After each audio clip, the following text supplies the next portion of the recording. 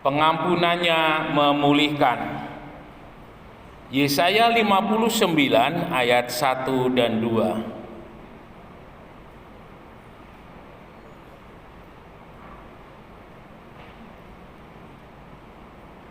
Yesaya 59 ayat 1 dan 2. Yesaya 59 ayat 1 dan 2. Sesungguhnya tangan Tuhan tidak kurang panjang untuk menyelamatkan, dan pendengarannya tidak kurang tajam untuk mendengar. Tetapi yang merupakan pemisah antara kamu dan Allahmu ialah segala kejahatanmu, dan yang membuat dia menyembunyikan diri terhadap kamu sehingga ia tidak mendengar segala dosamu. Ya, terima kasih. Bapak Ibu Saudara yang dikasihi oleh Tuhan, dalam hubungan kita, relationship kita dengan Tuhan, itu harus kita sadari adalah sebuah hubungan di mana Tuhan menebus kita, kemudian kita dikuduskan dan dibenarkan, baru terciptanya sebuah hubungan. Ya. Karena sebelum Kristus mati atau sebelum kita menerima Yesus sebagai Tuhan dan Juru Selamat kita, maka hubungan itu tidak akan bisa terjadi. Mengapa demikian? Karena keberadaan daripada Allah yang kudus, dia tidak bisa didekati dengan yang tidak kudus. Yang kudus hanya bisa didekati dengan yang kudus. Sehingga ketika di dalam kehidupan manusia dia ada di dalam posisi berdosa, maka itu membuat di dalam kehidupan manusia tidak dapat bersekutu dengan Tuhan. Bapak Ibu Saudara yang dikasihi oleh Tuhan, ketika manusia pertama Adam dan Hawa jatuh ke dalam dosa, maka di sana manusia tidak bisa lagi memiliki satu hubungan, satu persekutuan dengan Tuhan dengan baik. Kalau biasanya firman Tuhan katakan di dalam angin sepoi-sepoi Tuhan hadir, maka di sana manusia langsung menyambut Tuhan. Tetapi kali itu ketika Tuhan hadir di dalam angin sepoi-sepoi, manusia justru menjauh dari Tuhan. Dan Tuhan tanya, ada apa? Mengapa kamu jauh daripadaku? Lalu kemudian Adam dan Hawa mengatakan, kami telanjang. Tuhan tanya, bagaimana bisa kamu tahu bahwa kamu telanjang? Lalu mereka cerita bahwa mereka telah makan buah pengetahuan baik dan jahat. Bapak Ibu Saudara yang dikasihi oleh Tuhan, dan sejak saat itu dosa mulai ada di dalam kehidupan daripada manusia. Benih dosa itu mulai diaktifkan, benih dosa itu mulai hidup dalam kehidupan daripada manusia. Tetapi Allah kita adalah Allah yang penuh kasih, ya. Seperti yang pernah saya sampaikan, ada satu istilah dalam bahasa Ibrani, chesed. Bagaimana ketika Allah memandang manusia, Allah tidak memandang begitu saja, tetapi Allah juga mengasihani manusia sehingga Allah turun menjadi manusia dan yang kita kenal dengan Yesus. Nah, Yesus menjadi jalan pendamaian antara Allah dengan manusia. Yesus menjadi jalan untuk manusia boleh kembali kepada Tuhan. Saudara-saudara yang dikasihi oleh Tuhan Yesus, kita harus sadar bahwa sesungguhnya di dalam kehidupan kita sebagai manusia diciptakan oleh Tuhan menurut gambar dan rupanya.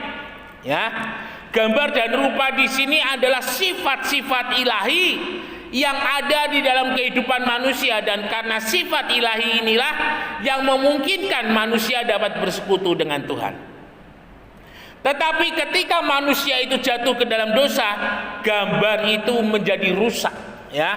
Gambar itu menjadi rusak dan itu membuat manusia tidak lagi dapat bersekutu dengan Tuhan. Tetapi Tuhan menjanjikan bahwa gambar itu akan dipulihkan, poema itu akan dipulihkan di dalam diri manusia kalau mereka mau mengakui dosa-dosanya di hadapan Tuhan dan Tuhan mengampuni, maka hubungan itu akan terjadi kembali. Dalam Yesaya 59 ayat 1 dan 2 sama-sama kita baca betapa ngerinya ketika hidup kita tidak ada di dalam persekutuan dengan Tuhan, ketika hidup kita di dalam keberdosaan terhadap Tuhan. Mengapa bisa? Karena ketika kita dalam posisi keberdosaan di hadapan Tuhan, tangan Tuhan tidak terulur untuk menolong. Telinga Tuhan tidak mendengar setiap doa-doa kita. Dan ketika tangan Tuhan tidak terulur, artinya tidak ada pertolongan. Ketika Tuhan menutup telinga, tidak mendengar doa-doa kita, maka artinya hidup ini adalah hidup tanpa Tuhan. Saudara yang dikasihi oleh Tuhan, ini menjadi sebuah hal yang penting yang kita perlu renungkan bersama-sama pagi hari ini. Apapun yang kita miliki tanpa campur tangan Tuhan, apapun yang ada dalam kehidupan kita tanpa campur tangan Tuhan, tanpa penyertaan, tanpa perlindungan, tanpa berkat Tuhan, saya berani katakan semuanya bisa habis. Semuanya bisa hilang. Seperti yang dialami oleh Naomi ketika dia meninggalkan Bethlehem. Sama halnya Naomi meninggalkan kasihnya Tuhan, meninggalkan persekutuannya dengan Tuhan.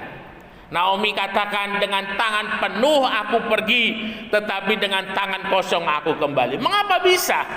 Karena ketika Naomi Elimelech berada di Moab, tangan Tuhan tidak terulur untuk memberkati dalam hidup mereka.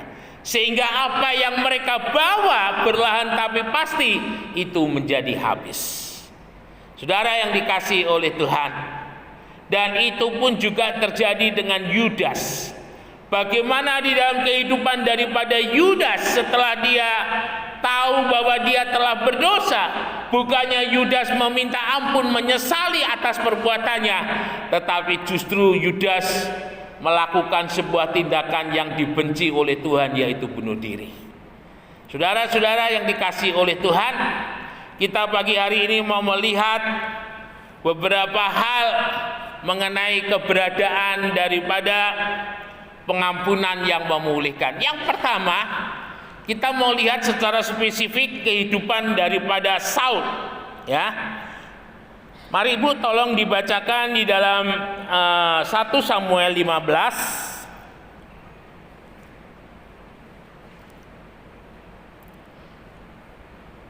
1 Samuel 15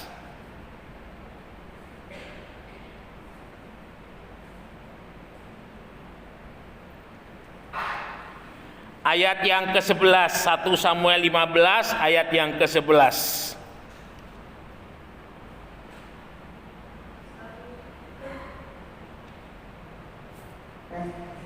1 Samuel 15 ayat 11. Aku menyesal karena aku telah menjadikan Saul raja, sebab ia telah berbalik daripada aku dan tidak melaksanakan firman-Ku. Maka sakit hatilah Samuel dan ia berseru-seru kepada Tuhan semalam-malam. Ya, Bapak Ibu yang dikasihi oleh Tuhan,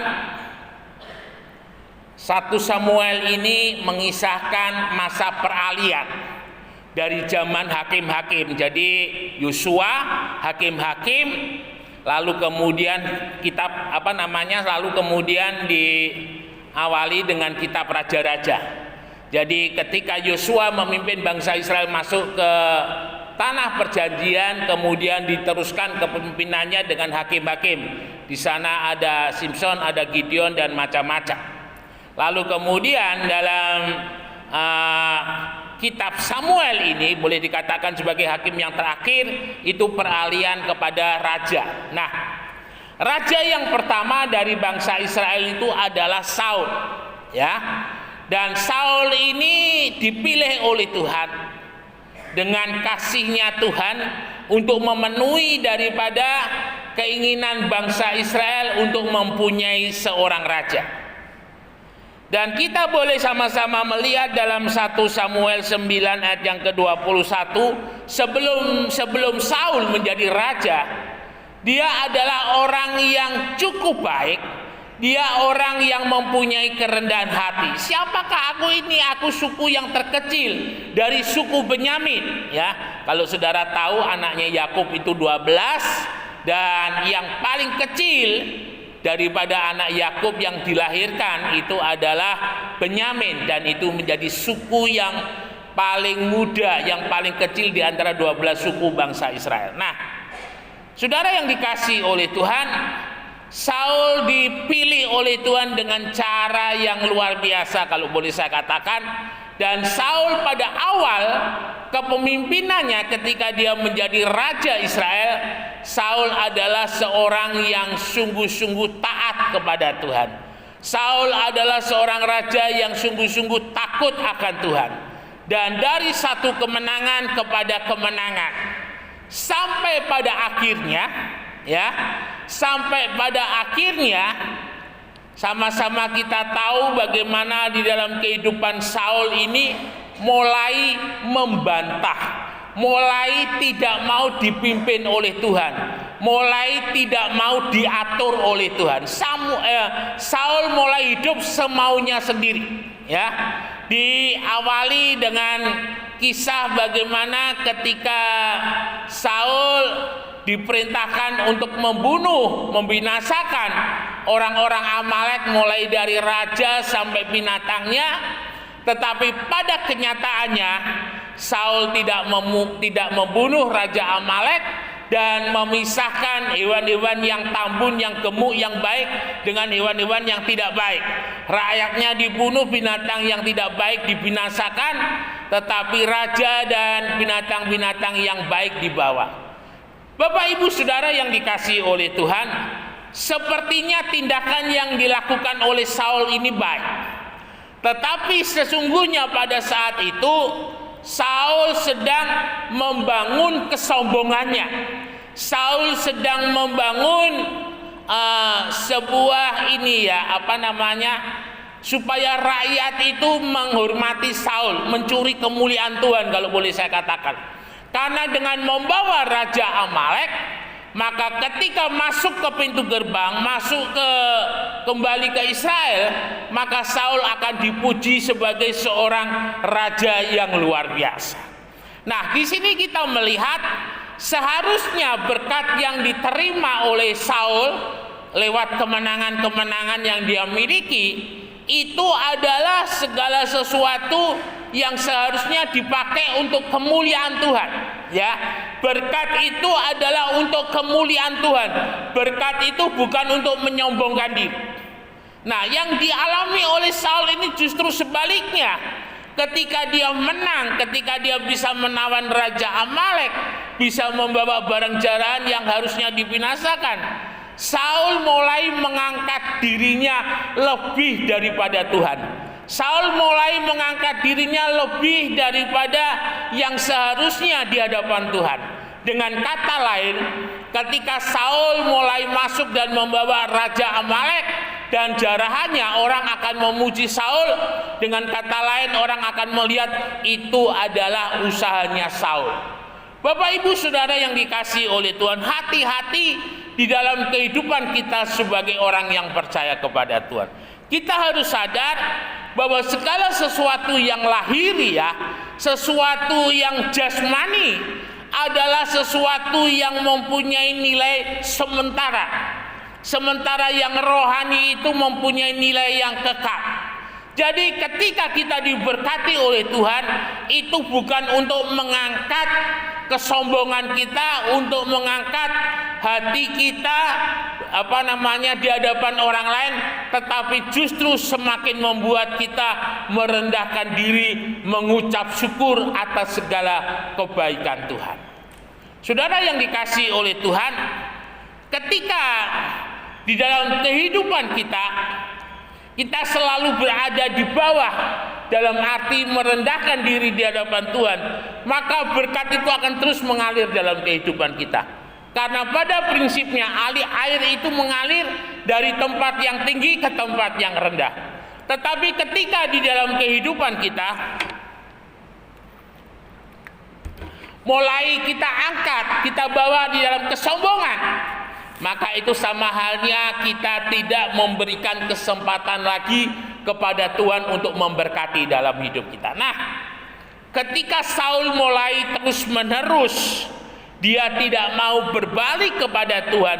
Hidup semakin tidak menyenangkan hatinya Tuhan, sampai-sampai yang terakhir ketika Saul berhadapan dengan orang Filistin, dan pada waktu itu setiap kali mau peperangan ada satu ibadah persiapan peperangan yang dipimpin oleh Nabi Samuel. Tetapi pada saat itu ketika Saul mulai melihat Samuel tidak segera datang, Saul mengambil tindakan memberikan persembahan itu sendiri. Bapak Ibu yang dikasihi oleh Tuhan, yang dilakukan oleh Saul itu sepertinya baik, tetapi itu melanggar ketentuan ketetapan yang daripada Tuhan. Menurut di hadapan Tuhan itu lebih baik daripada persembahan. Menurut di hadapan Tuhan itu lebih berkenan daripada korban. Nah, ini yang terjadi, dan itu membuat Samuel begitu marah kepada Saul.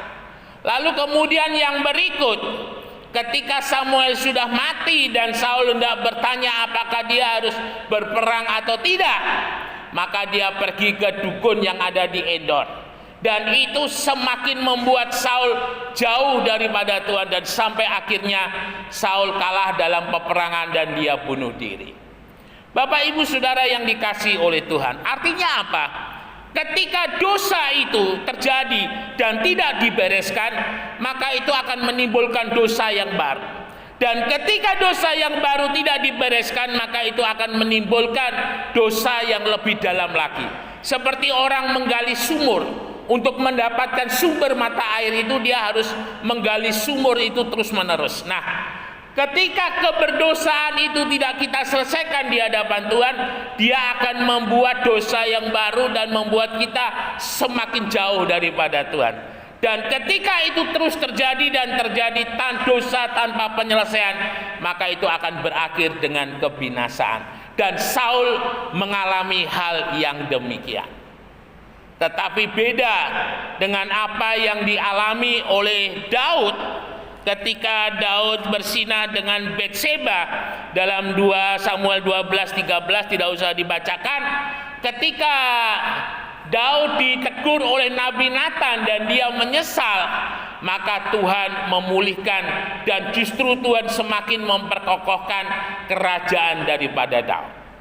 Demikian juga yang dialami oleh Naomi tadi di atas saya katakan, bagaimana ketika Naomi meninggalkan Bethlehem, meninggalkan Tuhan, dan ketika dia berada di Moab dalam posisi yang sudah hancur kalau boleh saya katakan, tetapi Naomi ingat kepada Tuhan dan dia kembali kepada Tuhan dan Tuhan pulihkan. Kisah daripada anak bungsu, anak sulung dan anak bungsu. Ketika anak bungsu datang kepada bapaknya, "Bapak, berikan apa yang menjadi waris bagiku." Dan ketika dengan harta yang penuh dia pergi dari rumah bapaknya, dan dia menghambur-hamburkan harta benda itu sampai akhirnya dia jatuh miskin. Dan ketika dia bekerja di peternakan babi dan dia melihat bagaimana babi itu makan dengan luar biasa, kemudian dia mulai teringat kepada keadaannya ketika berada di rumah bapaknya.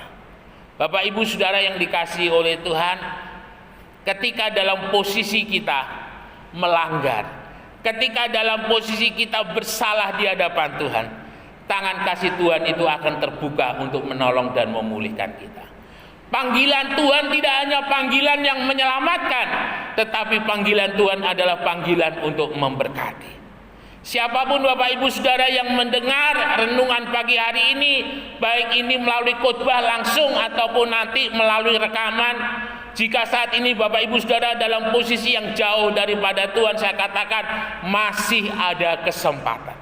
Balik kepada Tuhan, pulang kepada Tuhan. Tangan Tuhan terbuka untuk menerima di dalam kehidupan kita. Ingat baik-baik, tangan Tuhan sanggup memulihkan sekotor apapun keadaan kita, seburuk apapun kondisi kita. Tuhan sanggup memulihkan di dalam kehidupan kita menjadi baik, menjadi baru. Karena Tuhan mau setiap kehidupan umatnya itu sebagai terang yang memberkati dunia. Bapak Ibu Saudara yang dikasihi oleh Tuhan, Pagi hari ini kita akan menerima persekutuan tubuh dan darah Tuhan. Persekutuan perjamuan kudus yang setiap bulan kita adakan tidak akan berdampak apa-apa kalau hati kita belum kita bawa kembali kepada Tuhan. Tetapi perjamuan kudus pagi hari ini akan sungguh-sungguh memulihkan, akan sungguh-sungguh memberkati ketika hati ini juga berbalik kepada Tuhan.